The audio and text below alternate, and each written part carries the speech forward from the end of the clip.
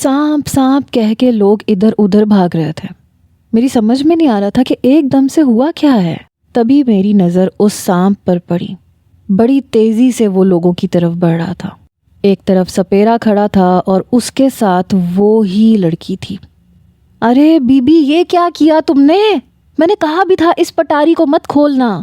اس سانپ کا زہر میں نے ابھی نہیں نکالا. پتہ نہیں تم کیا چیز ہو لڑکی.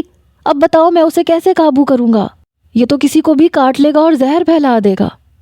وہ لڑکی دانتوں کے نیچے انگلی دبائے پریشان کھڑی تھی. مجھے کیا پتا تھا کہ یہ پٹاری کھلتے ہی بھاگ جائے گا. میں نے تو اس سے کہا تھا رکو رکو کہیں مت جانا. سپیرا کہنے لگا وہ سانپ ہے، انسان کا بچہ نہیں ہے کہ آپ کے کہنے پہ رک جائے گا. میں خود گھبرا گیا. میں نے کہا چلو یہاں سے. میں نے ملائکہ کا ہاتھ پکڑا. اب وہ بیچارہ سپیرا سانپ کے پیچھے بھاگ رہا تھا اور سانپ لوگوں کے پیچھے، اور لوگ چیخ رہے تھے، چلا رہے تھے. تبھی ملائکہ کہنے لگی بابا وہ رافع. میں نے کہا کون رافع؟ کہنے لگی وہ بچہ، وہ پتہ نہیں کہاں ہوگا، پتہ نہیں اس کی ماما اس کے پاس پہنچی ہوں گی یا نہیں. بابا کہیں یہ سانپ اسے نہ کاٹ لے. میں نے کہا بیٹا اس کی ماں اس تک پہنچ گئی ہوگی، کیوں پریشان ہو رہی ہو؟ ملائکہ یوں پریشان تھی جیسے وہ بچہ سچ مچ اس کا سگا بھائی ہو. آنکھوں میں آنسو جھلملانے لگے.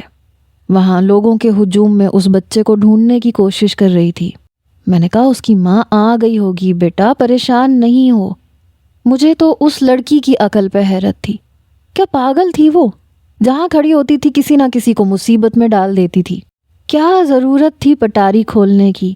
لوگوں کو پریشان کر کے رکھ دیا. کچھ ہی دور جانے کے بعد پیچھے پلٹ کے دیکھا تو وہ سپیرا سانپ کو پکڑ کے دوبارہ پٹاری میں ڈال چکا تھا. بہرحال میں ملائکہ کو لے کر گھر آ گیا، لیکن ملائکہ کی پریشانی دور نہیں ہو رہی تھی. ٹھیک سے کھانا بھی نہیں کھایا جا رہا تھا. بار بار اسے بس اس بچے کا خیال آ رہا تھا کہ پتہ نہیں وہ اپنی ماں سے مل چکا ہوگا یا نہیں، کہیں گم نہ ہو گیا ہو. اس سے اگلے روز جب ملائکہ اسکول سے واپس آئی تو مسکرا رہی تھی. کہنے لگی بابا رافع اپنی والدہ کے پاس چلا گیا تھا. میں نے کہا چلو شکر ہے، ورنہ اس بچے کی ٹینشن میں میری ملائکہ کا منہ سوکھ کے رہ گیا تھا. وہ مسکرانے لگی. میں نے کہا دیکھو بھوک مجھے بھی لگ رہی ہے اور تمہیں بھی، اور گھر پہ اس وقت کچھ بھی تیار نہیں ہے. کیا خیال ہے آج ریسٹورنٹ میں کھانا کھا لیں؟ کہنے لگی اوکے. ویسے وہ اتنی جلدی مانتی نہیں تھی، لیکن شاید رافع کو دیکھ کے وہ کچھ زیادہ خوش ہو چکی تھی، اس لیے میری بات کو نہیں ٹالا. میں نے ایک ریسٹورنٹ کے سامنے گاڑی کھڑی کی. ہم دونوں اندر گئے. کھانا ملائکہ نے آرڈر کیا تھا. میں نے اپنے لیے بس صرف پلاؤ منگوایا تھا. ابھی ہم کھانا کھا ہی رہے تھے جب ریسٹورنٹ میں نے اسی لڑکی کو ایک 50-62 سالہ شخص کے ساتھ دیکھا. وہ پینٹ کوٹ میں ملبوس تھا اور اس لڑکی نے شلوار قمیض پہنی ہوئی تھی. تیار تھی. مس شفا آپ نے میٹنگ کی تیاری تو کر رکھی ہے نا؟ آپ کو پتہ ہے نا کلائنٹس کو کس طرح سے مطمئن کرنا ہے؟ کہنے لگی یس سر، آپ فکر ہی نہ کریں، میں نے ساری تیاری مکمل کی ہے، آپ کو ٹینشن لینے کی ضرورت ہی نہیں ہے. شاید پہلی بار ہیل پہنی تھی. بڑی با اعتمادی سے چلنے کی کوشش کر رہی تھی لیکن پاؤں میں لڑکھڑاہٹ تھی. وہ شخص شاید اس کا باس تھا. ملائکہ بھی اسی کو دیکھ رہی تھی. کہنے لگی پاپا یہ وہی آنٹی ہے نا جنہوں نے ہماری گاڑی ٹھوکی تھی؟ میں نے کہا ہاں یہ وہی ہے. ملائکہ ساتھ ساتھ برگر کھا رہی تھی، ساتھ ساتھ اسے ہی دیکھ رہی تھی. جب اس لڑکی کی فرشی شلوار اس کی ہیل کے نیچے آئی اور وہ اپنا توازن برقرار نہیں رکھ پائی. اتفاق سے اس کے برابر میں ویٹر کھڑا ہوا تھا. اس نے اپنے آپ کو سنبھالنے کے لیے ویٹر کو پکڑنے کی کوشش کی.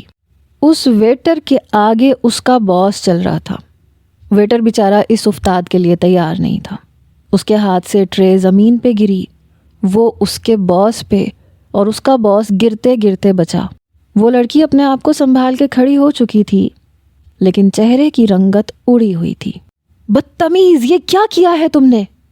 ویٹر شاید کسی کے لیے جوس لے کے جا رہا تھا اور وہ جوس اس کے باس کی پینٹ پہ گر چکا تھا. ملائکہ نے اپنی ہنسی دبائی. ویٹر کہنے لگا سر میرا قصور نہیں ہے، یہ محترمہ نے مجھے دھکا دیا تھا. وہ کہنے لگی باس یہ جھوٹ بول رہا ہے. پھر کہنے لگی تمہیں شرم نہیں آتی جھوٹ بولتے ہوئے، دوسروں پہ الزام لگاتے ہوئے؟ خود تو تمہارے پیروں میں جان نہیں ہے غلطی خود کرتے ہو، الزام لڑکی پہ لگاتے ہو، ایک تھپڑ دوں گی تمہیں۔ وہ بڑے اعتماد سے جھوٹ بول رہی تھی۔ ویٹر کہنے لگا میں سچ کہہ رہا ہوں، لیکن اس کے باس کو بھی شاید اس جھوٹی لڑکی پہ یقین تھا۔ ویٹر کو ڈانٹنے لگا، تمہیں شرم نہیں آتی میری سیکرٹری پہ الزام لگاتے ہوئے؟ ریسٹورنٹ کا مینیجر آ گیا، اس نے بھی بیچارے ویٹر کو ہی ڈانٹا۔ وہ لڑکا چلا گیا۔ جیسے ہی وہ لڑکی باس کے پاس آئی، سر میں سچ کہہ رہی ہوں، یہ جھوٹ بول رہا تھا، میں بھلا ایسے کیوں کروں گی؟ اس کا باس کہنے لگا شفا میرا پاؤں۔ برجستہ میری بھی نظر اس کے باس کے پاؤں پہ پڑی، جہاں اس نے اپنی ہیل والی سینڈل رکھی ہوئی تھی۔ جلدی سے اس نے اپنا پاؤں پیچھے کیا۔ آئی ایم سوری سر، وہ مجھے نظر نہیں آیا، میں نے دیکھا ہی نہیں کہ آپ کا پاؤں ہے۔ اس کا باس بڑے ضبط سے گزر رہا تھا، کہنے لگا پتہ نہیں میں تمہیں کیوں برداشت کر رہا ہوں۔ بہرحال وہ اپنے مطلوبہ ٹیبل پہ بیٹھ چکے تھے۔ کچھ دیر بعد شاید ان کے کلائنٹس کی شامت آنی تھی، وہ بھی وہاں پہنچ گئے۔ میٹنگ شروع ہوئی۔ شفا نامی وہ بلا شاید پیدا ہی لوگوں کو نقصان پہنچانے کے لیے ہوئی تھی۔ کلائنٹس کہنے لگے آپ جانتے ہیں نا ظفر صاحب کہ ہم آپ کی کمپنی کے ساتھ انویسٹمنٹ صرف اس لیے کر رہے ہیں کہ ہمیں نقصان نہ ہو اور ہمارا پروجیکٹ سب سے اچھا ہونا چاہیے۔ اس کا باس کہنے لگا بے فکر رہے، کہنے لگا شفا فائل نکالو، وہ نقشہ بھی دکھاؤ۔ وہ اپنے پرس کو کھول کر پتہ نہیں کیا ڈھونڈنے لگی، پھر بڑی معصوم شکل بنا کر اپنے باس کو دیکھنے لگی۔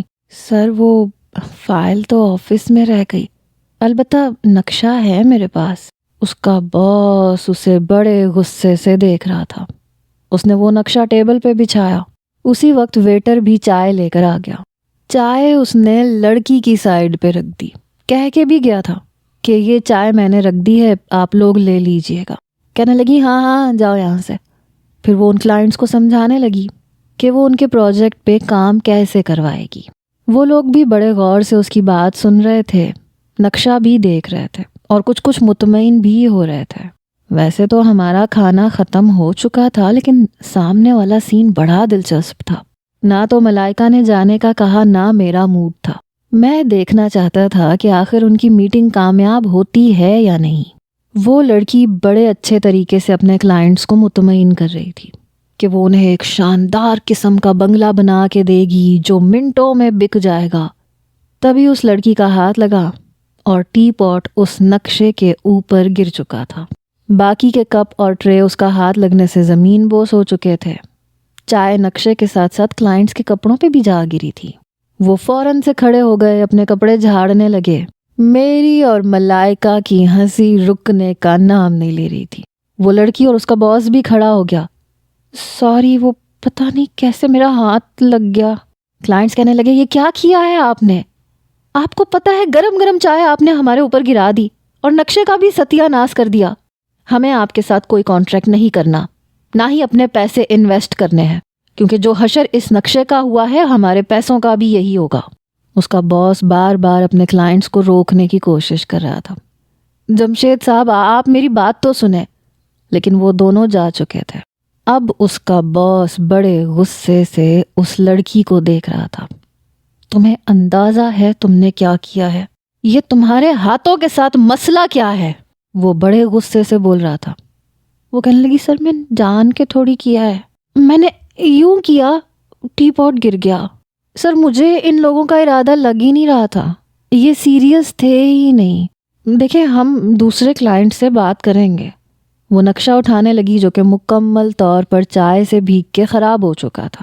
اس کا باس کہنے لگا رہنے دو اسے یہیں پہ، دیکھو میرا بہت بڑا نقصان ہو گیا ہے، بڑی مشکل سے میں نے ان کو قائل کیا تھا اور تم نے ساری میٹنگ کی بینڈ بجا کے رکھ دی۔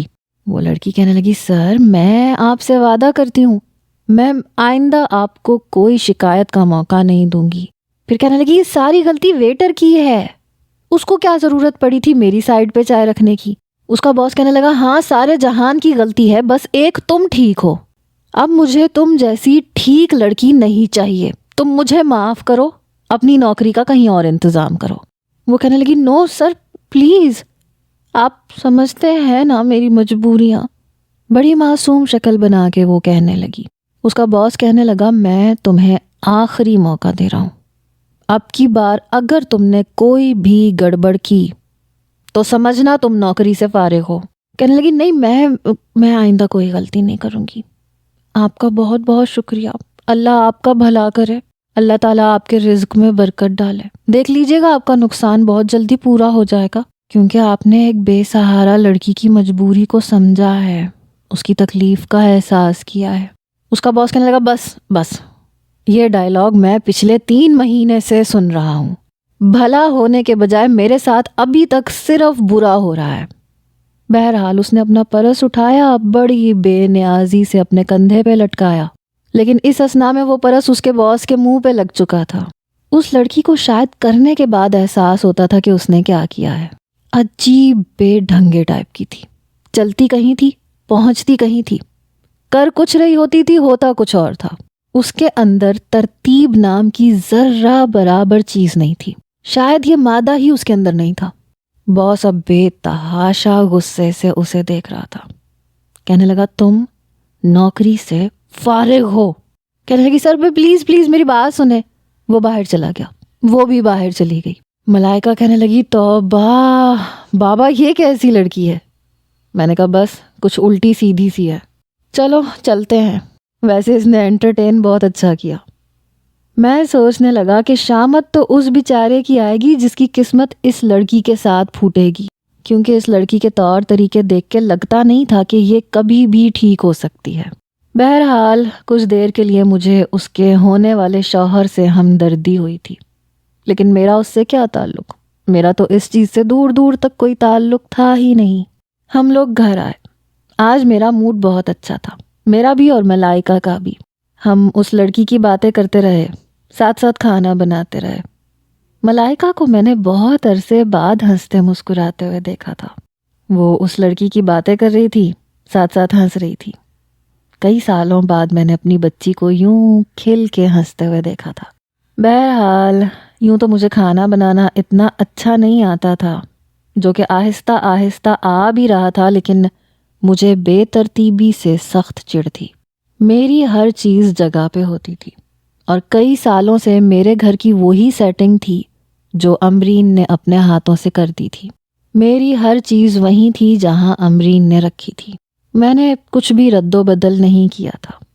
وقت گزرا ضرور تھا، لیکن اس کے ہاتھ سے سجائے ہوئے گھر کو ابھی تک ویسے کا ویسے ہی رکھا تھا۔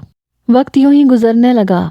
آئے روز ملائکہ مجھ سے رافع کی باتیں کرتی تھی کہ وہ ہاف ٹائم میں اسی کے پاس بیٹھتی ہے اور وہ بچہ بڑے مزے کی باتیں کرتا ہے۔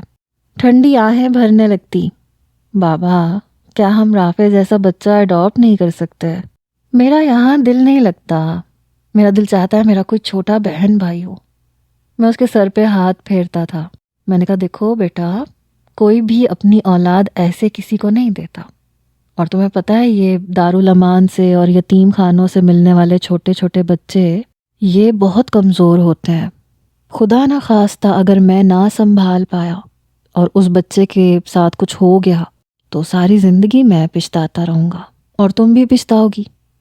ایک بار شام کے ٹائم میں ملائکہ کو پارک میں لے گیا، جو ہمارے گھر سے کافی قریب تھا، اور ہم پیدل ہی گئے تھے۔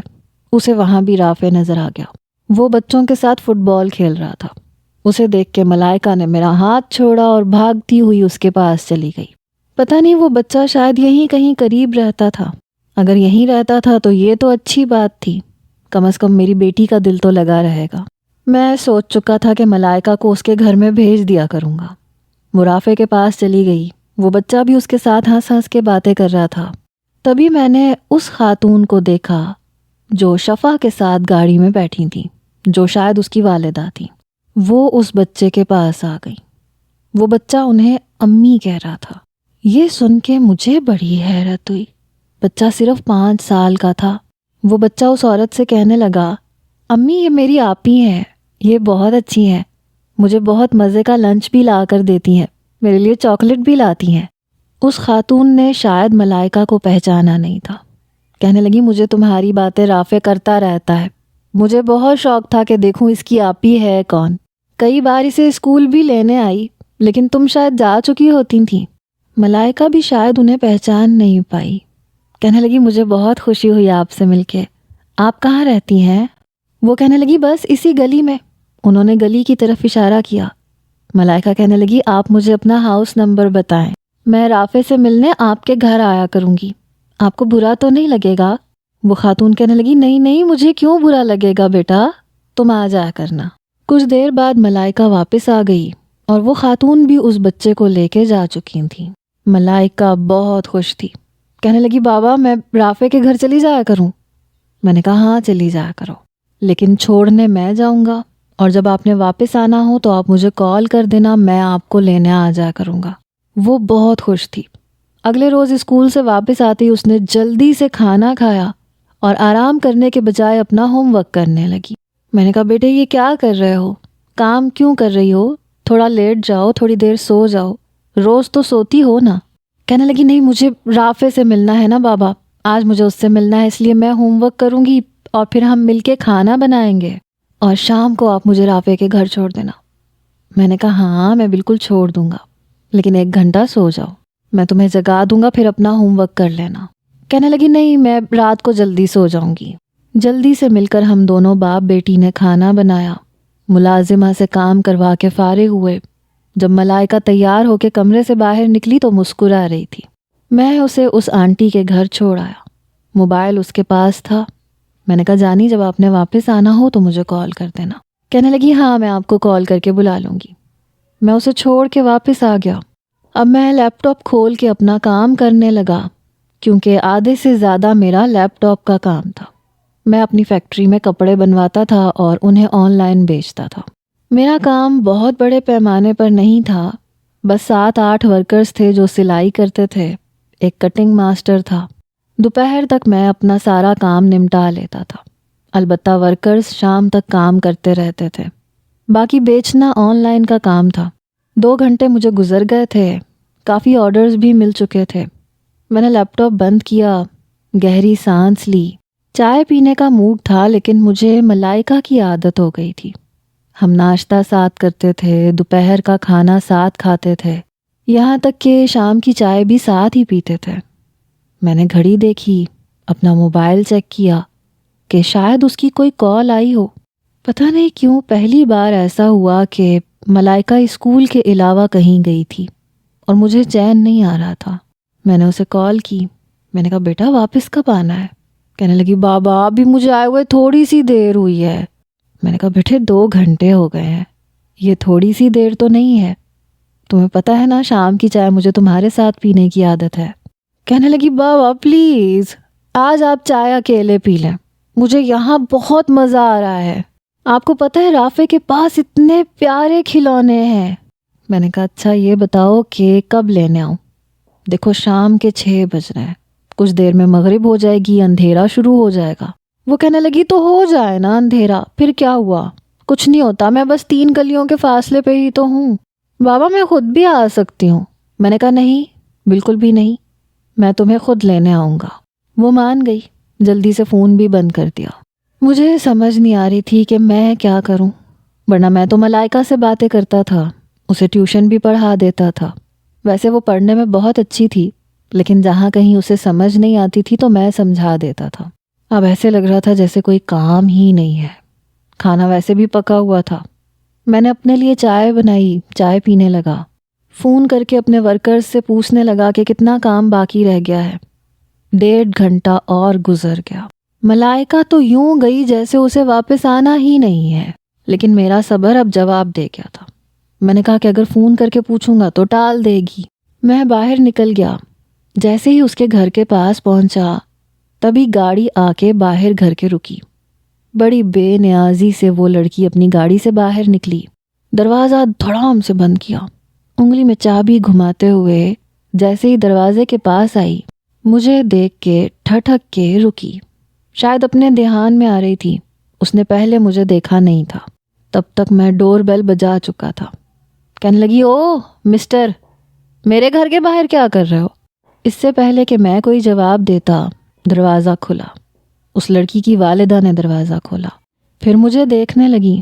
میں نے کہا وہ آنٹی ملائکہ کو بلا دیں. وہ کہنے لگی اچھا ملائکہ تمہاری بیٹی ہے، بڑی پیاری بچی ہے، میں بلاتی ہوں.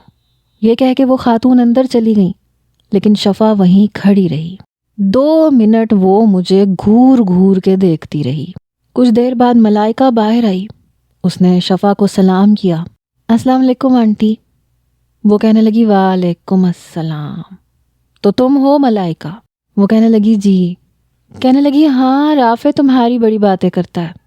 پھر مجھے دیکھنے لگی، پھر گھر کے اندر چلی گئی، دروازہ بند کر دیا۔ میں ملائکہ کو لے کر گھر واپس آ گیا۔ اب ملائکہ نے اپنی روٹین بنا لی تھی۔ روزانہ شام کو کہتی کہ مجھے رافع کے گھر جانا ہے۔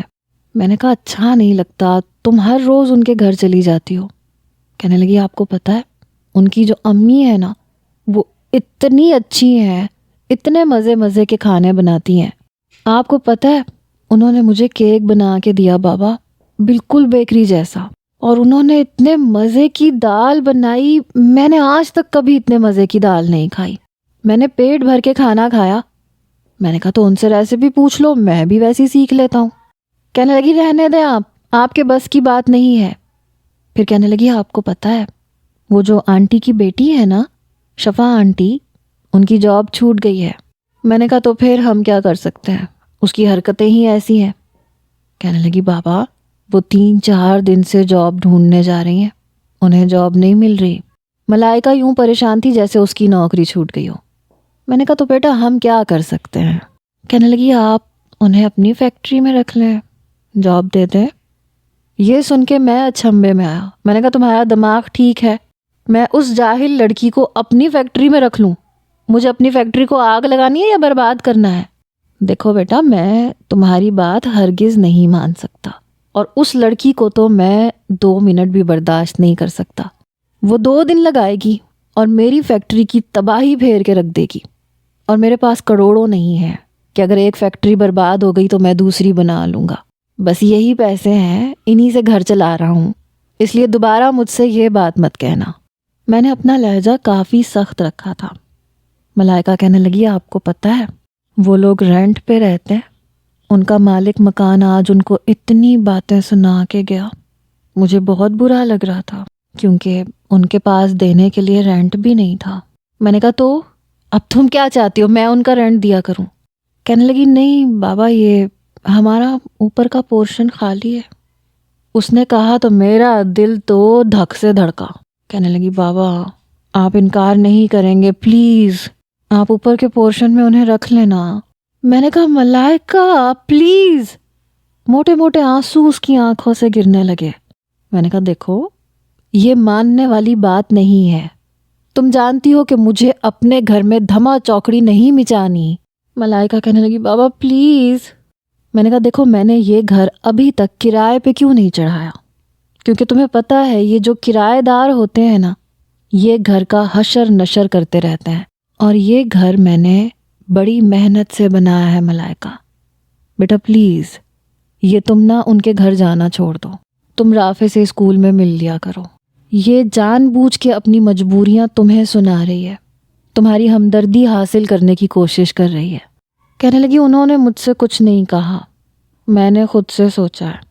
میں نے کہا زیادہ سوچنے کی ضرورت ہی نہیں ہے تمہیں، اب کل سے تم ان کے گھر نہیں جاؤ گی۔ اگلے روز میں ملائکہ کو اسکول سے واپس لے کر آ رہا تھا تو وہ بالکل چپ تھی۔ میں نے کہا کیا بات ہے، بات کیوں نہیں کر رہی ہو؟ کہنے لگی آپ کو کیا فرق پڑتا ہے، آپ اپنا کام کریں۔ خراب موڈ کے ساتھ بات کر رہی تھی۔ میں نے سوچا کوئی نہیں، خود ہی ٹھیک ہو جائے گی۔ اتفاق تھا کہ شفا کے گھر کی گلی سے گزر کے میرے گھر کی گلی آتی تھی۔ جیسے ہی میں اس گلی سے گزرا مالک مکان ان کے گھر کے باہر کھڑا شور مچا رہا تھا، اگر شام تک تم لوگوں نے گھر خالی نہیں کیا میں تم لوگوں کا سامان اٹھا کے باہر پھینکوں گا۔ ارے جب کرایہ نہیں تھا تو کیوں سوسائٹی میں کرائے کا گھر لیا تھا؟ ارے اپنی اوقات کے حساب سے گھر لینا تھا، چلو باہر نکلو یہاں سے۔ ملائکہ کہنے لگی بابا گاڑی روکیں۔ میں نے گاڑی روک دی۔ میں نے کہا ملائکہ کیا کر رہی ہو؟ وہ باہر نکل گئی۔ تب تک دروازہ کھول کے شفا بھی باہر آ چکی تھی۔ کہنے لگی کیوں شور مچا رکھا ہے آپ نے؟ آپ سے کہا تھا نا کہ اس مہینے کے آخر تک اگر ہم نے کرایہ نہیں دیا تو گھر خالی کر دیں گے۔ زیادہ تماشا بنانے کی ضرورت نہیں ہے، ورنہ میں بھی پھر آپ کا تماشا بنا کے رکھ دوں گی۔ آپ ٹھیک سے جانتے نہیں ہیں مجھے، وہ چلا کے بولی تھی۔ میں جانتا تھا وہ لڑکی کافی تیز اور ہوشیار ہے، مالک مکان کہنے لگا میں اس مہینے کے آخر کا انتظار نہیں کروں گا، چلو نکلو میرے گھر سے باہر، ورنہ میں ابھی اپنے گھر کے ملازم لے کے آؤں گا اور تم لوگوں کا سامان باہر اٹھا کے پھینکوں گا۔ وہ کہنے لگی ہاتھ تو لگا کے دکھاؤ، میں بتاتی ہوں تمہیں۔ تب تک ملائکہ شفا کے ساتھ جا کے کھڑی ہو چکی تھی۔ کہنے لگی انکل آپ کا گھر خالی ہو جائے گا۔ شفا کہنے لگی ارے تم چپ رہو، کہاں سے گھر خالی ہو جائے گا، اتنی جلدی میں گھر کا ارینج نہیں کر سکتی، آپ جائیں یہاں سے، مہینے کے آخر میں آئیے گا، آپ کو کرایہ دے دوں گی، ورنہ میں خود ہی گھر خاموشی سے خالی کر دوں گی، شور کرنے کی ضرورت نہیں ہے۔ ملائکہ کہنے لگی نہیں ہم ابھی گھر خالی کر دیں گے۔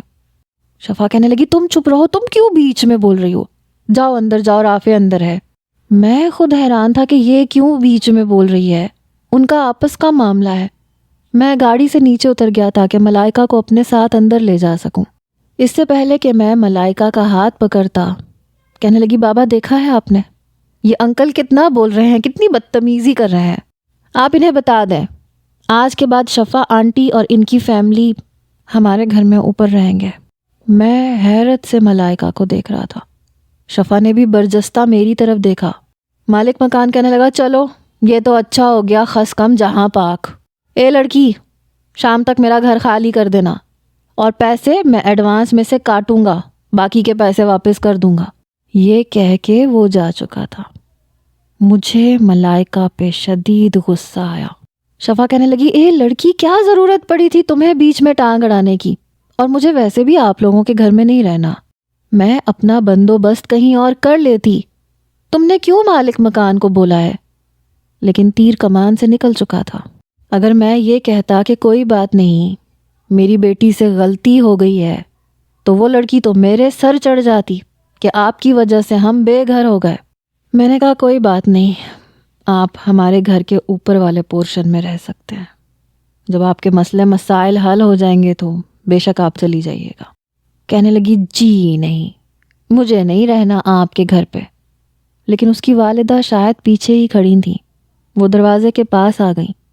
کہنے لگی بیٹا تمہارا بہت بہت شکریہ، اس مشکل وقت میں تم نے ہمارا ساتھ دیا، بس میں یہ سامان رات تک شفٹ کروا لوں گی، اور بے فکر رہو بیٹا، جیسے ہی میری بیٹی کی نوکری لگے گی یہ کرایہ بھی دیا کرے گی۔ میں نے کہا نہیں اس کی ضرورت نہیں ہے، جیسے ہی آپ لوگوں کا مسئلہ حل ہو جائے تو آپ بے شک کہیں اور چلے جائیے گا، آپ پیسوں کے بغیر رہ سکتے ہیں۔ یہ بات میں نے اس لیے کہی تھی کہ کہیں وہ لوگ میرے پورشن میں ٹک کے ہی نہ بیٹھ جائیں۔ میں نے کہا چلو ملائکہ ہو گیا مسئلہ حل۔ ملائکہ کے چہرے پہ مسکراہٹ پھیلی ہوئی تھی۔ میرا دل جل کے خاک ہوا تھا، میری اولاد نے مجھے مصیبت میں ڈال کے رکھ دیا تھا۔ رات کے 9 بجے تک ان لوگوں کا سامان ہمارے گھر پہ آ چکا تھا۔ مسئلہ یہ تھا کہ اوپر کے پورشن کی سیڑھیاں ہمارے لاؤنج میں سے گزر کے اوپر جاتی تھیں، اور اس طرح سے گھر کی پرائیویسی بالکل ڈسٹرب ہو کے رہ جاتی تھی۔ خیر میں لاؤنج میں ہی کھڑا رہا، مزدوروں سے کہہ رہا تھا کہ دیکھو بھائی سامان ٹکرا کے نہیں جانا چاہیے، اگر میری دیوار کا اتنا سا بھی پینٹ اترا تو تم لوگوں کی خیر نہیں ہے۔ میں جان بوجھ کے سخت لہجے میں کہہ رہا تھا تاکہ وہ دونوں ماں بیٹی بھی سن لیں اور میرے گھر کا ستیہ ناش نہ کریں، کیونکہ وہ لڑکی نہیں تھی، وہ کوئی آفت کی پڑیا تھی۔ بہرحال ان کا سامان اوپر جا چکا تھا۔ ملائکہ کہنے لگی بابا وہ لوگ تو تھکے ہوئے ہوں گے، انہوں نے تو کچھ کھانا بھی نہیں بنایا ہوگا، کیوں نہ ہم انہیں نیچے بلا لیں؟ میں نے کہا میں نے یہاں پہ کون سی دیگیں چڑھا رکھی ہیں؟ کہنے لگی ہم کچھ آرڈر کر کے منگوا لیتے ہیں۔ میں نے کہا ملائکہ پلیز، تمہارے کہنے پہ میں ان کو اوپر والے پورشن میں شفٹ کر چکا ہوں، سمجھی نا، اس سے زیادہ کی مجھ سے توقع مت رکھنا۔ کہنے لگی ٹھیک ہے، میں اپنی پاکٹ منی سے پیزا منگوا لوں گی، آپ مت دیں پیسے۔ یہ کہتے ہوئے پھر وہی نم لہجہ، آنکھوں میں موٹے موٹے آنسو۔ جانتی تھی میں اس کے آنسو برداشت نہیں کر سکتا۔ ایک تو انسان اپنی اولاد کے ہاتھوں بہت بلیک میل ہوتا ہے۔ میں نے کہا اچھا اب آنسو صاف کرو اپنے۔ پھر میں نے اپنا موبائل اسے پکڑا دیا۔ میں نے کہا جو آرڈر کرنا ہے کر دو، دے دوں گا میں پیسے، لیکن پلیز اوپر جا کے کھانا، میں انہیں نیچے نہیں بلاؤں گا۔ ملائکہ میری بات مان چکی تھی، اس نے پیزا اور برگر آرڈر کیے، پیسے مجھے بھرنے پڑے۔ آپ مجھے تھوڑا بہت کنجوس بھی کہہ سکتے ہیں. میں اپنی اور اپنی بچی کی ذات پہ پیسے خرچ کرنے سے گھبراتا نہیں تھا، لیکن دوسروں پہ پیسوں کی مہربانیاں میں کم ہی کرتا تھا. ملائکہ رات کے 11 بجے واپس آئی. میں نے کہا ٹائم دیکھ رہی ہو؟ کہنے لگی آنٹی ہے نا، آپ کا بہت شکریہ ادا کر رہی تھیں. کہہ رہی تھیں اپنے بابا کو کہنا بہت بہت شکریہ، اور ہم انہیں کبھی بھی پریشان نہیں کریں گے. ہماری وجہ سے انہیں کوئی پریشانی نہیں ہوگی، اور جیسے ہی ان کی بیٹی کی جاب لگے گی وہ ہمیں کرایہ بھی دیں گی. میں نے کہا کوئی ضرورت نہیں ہے ان سے کرایہ لینے کی. جیسے ہی ان کی بیٹی کی جاب لگے وہ اس گھر سے باہر جائیں، اپنا انتظام خود کریں. اور ملائکہ اس بار تم کچھ نہیں کہو گی. میں نے بہت دو ٹوک انداز میں اس سے کہا تھا. کہنے لگی اس کا مطلب ہے پھر رافع مجھے چھوڑ کے چلا جائے گا. میرا دل چاہا میں دیوار کے ساتھ اپنا سر دے ماروں. میری بیٹی پتہ نہیں پاگل تھی اس بچے کے پیچھے. کہنے لگی میں رافع کو کہیں پہ بھی نہیں جانے دوں گی بابا، اور یہ بات آپ بھی میری کان کھول کے سن لیں، وہ ہمیشہ یہیں رہے گا میرے پاس، کیونکہ آپ تو مجھے کوئی بھی بھائی لا کے نہیں دیں گے، اور وہ میرا بھائی ہے. میں کبھی بھی اسے یہاں سے جانے نہیں دوں گی. اور اگر آپ نے ان لوگوں کو نکالنے کی کوشش کی، رافع مجھ سے دور ہوا، تو آپ میرا مرا ہوا منہ دیکھیں گے. سن رہے ہیں نا آپ میں آپ کو کیا کہہ رہی ہوں؟ میں ہکا بکا ملائکہ کی بات سن رہا تھا. بڑے غصے سے آنسو بہاتے ہوئے یہ کہتے ہوئے وہ اپنے کمرے میں چلی گئی. جو کچھ وہ کہہ کے گئی تھی وہ میرے ہوش اڑانے کے لیے کافی تھا، کیونکہ میں جانتا تھا کہ وہ اپنی ضد کی کتنی پکی ہے. میں سر پکڑ کے بیٹھ گیا. مجھے اس بچے سے کوئی بیر نہیں تھا، بہت کیوٹ اور بہت پیارا سا بچہ تھا، لیکن سارا مسئلہ مجھے اس آنٹی کی بیٹی سے تھا. میں اسے کبھی بھی برداشت نہیں کر سکتا تھا. یہ میرے لیے پاسبل ہی نہیں تھا، میرے مزاج کے بالکل خلاف تھا. ابھی میں یہ سوچ رہا تھا کہ باہر سے کچھ ٹوٹنے کی آواز آئی. ساتھ ہی آنٹی کی آواز آئی، شفا ستیا ناز جائے تمہارا. میرا دل دھک سے رہ گیا. چلو جی، اس لڑکی نے آتے ہی کچھ نہ کچھ توڑ دیا. میں جیسے ہی باہر نکلا سامنے